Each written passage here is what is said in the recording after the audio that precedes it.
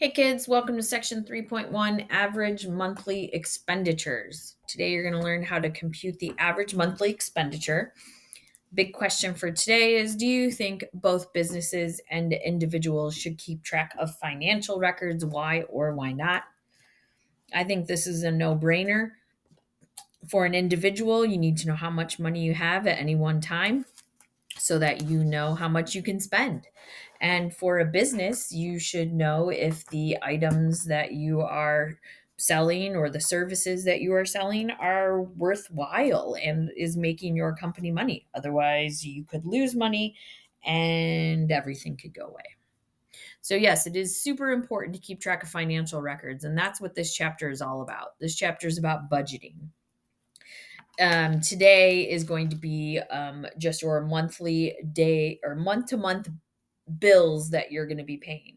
So you might write things down in order to remember them tomorrow morning or next week. You might jot things down on your phone. You might grab a post it note. Think of utilizing this same memory device and applying it to your money. Record keeping is a way for you to manage your money. It involves keeping track of items you spend money on or your expenditures during a period of time. So you might use an Excel spreadsheet to keep track of all of your money. That's what my husband does. He has a spreadsheet and he has the months across the top and the different bills down the side. And he puts in every time we pay a bill or every time we get paid, and it keeps track of how much money we have. The things that you buy are called expenditures. Those are things you spend money on, whether it be an item or a service like an oil change. The budget sheet is what that Excel spreadsheet is, keeping a year at a glance, if you will. By budgeting, you can find out how you have spent your money and how much money you need for living expenses. Maybe after looking at your budget, you realize you spend more than you make. Well, then you have a problem because eventually you're going to go bankrupt. So, when you have to purchase these living expenses, these are food, utility bills, pocket money, it could be entertainment like going to the movies, it could be clothing, it could be um, an oil change for your car, gasoline. Those are all called living expenses. When you put it all together, you have something called a budget that looks at all your wants and looks at all your needs and compares them to see how you're doing. And so, one of the things that you need to look at when looking at a budget is your average monthly expenditure. And so, every month you're not going to spend the same amount of money on gas. However, you can calculate on average how much you spend on gas and then use that to budget money for the future. And so, if you want to find the average monthly expenditure, you take the sum of all the monthly expenditures and then divide by how many months there were. So, it's just like a regular average. So here's an example of a budget sheet that someone has made. It's for the months July, August, and September.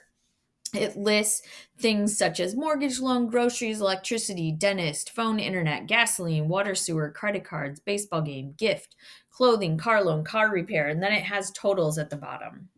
So you can see that in July, we spent $2,188.53. August, $2,522. September, $2,465. So you can see the different amounts of money. So we want to compute the average monthly expenditure for the following. So letter A is credit cards. So in July, we spent $121.74 on credit cards. In August, $298.65, and in September, $171.28. So the average expenditure is adding them all up and dividing by how many numbers you added. So 121.74, we added 298.65, and we added 171.28 divided by 3 because we added 3 numbers up. And on average, we are spending $197.22 each month on our credit card.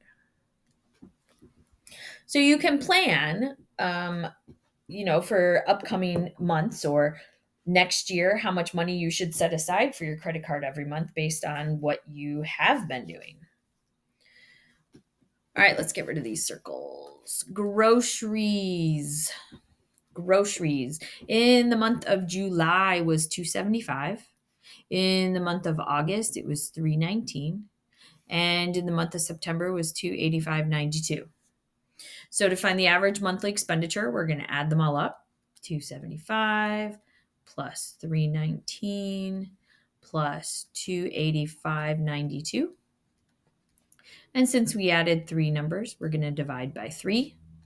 And so we get on average $293.31. That doesn't mean that you spend exactly $293.31 each month in groceries, but on average, you might spend a little more one month, a little less another month, but it evens out to be $293.31 a month. Okay, let's look at home repairs. Home repairs. Well, it doesn't look like we have any in July, so that's going to be a 0. In August, 275.68, and in September, 96.45. So even though one of the numbers is a 0, we are still adding three numbers together. It just so happens that one of the numbers is a 0. So we're still going to divide by 3. If we divided by 2, then that would only be finding the average between the 2 months, but we want the average for the 3 months. This gives us $124.04. Obviously, July was way less than the average, and the August was way more than the average, but that's why it's called an average. It's not exact. Okay, letter D is the total. So I'm going to take the 3 big totals at the bottom and I'm going to add them up and divide by 3. So 2,188.53 plus 2,522.61 plus $2,465.59. We're going to divide by 3. And this gives us an average of $2,392.24. All right. Letter E, which was greater, average water sewer bill or average phone internet? And by how much? So I need to find both of them and then see which one was greater and then find the difference between them. All right, so let's do water sewer first.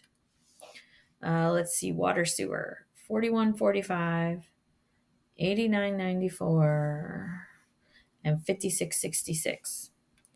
So 41.45, 89.94, and 56.66. We added three numbers. We divide by 3. We get $62.68. Okay, if we do phone and internet, let's get rid of these circles. Phone and internet, 37.85, 47.29, 37.85. 37.85, 47.29, and 37.85 divided by 3. This gives us an average of $41. So which was greater? Water was greater. Okay, so that's the first question. And the second question was by how much? Well, I need to subtract them, and that'll tell me by how much. So 62.68 minus $41. The difference is $21.68. There we go. Okay. All right.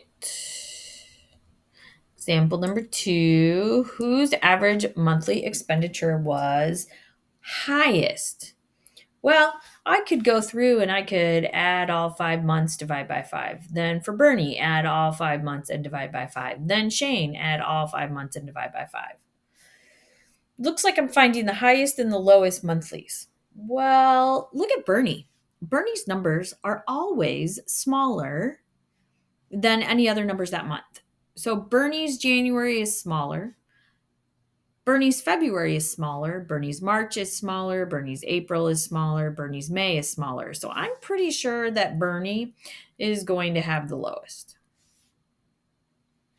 Now, in terms of Sally and Shane, Sally's January is higher. Sally's February is higher. Sally's March is higher. Sally's April is higher. And Sally's May is higher. So I'm pretty sure that Sally's going to have the highest. Well, what is the difference? Okay, well, if I actually figure out add,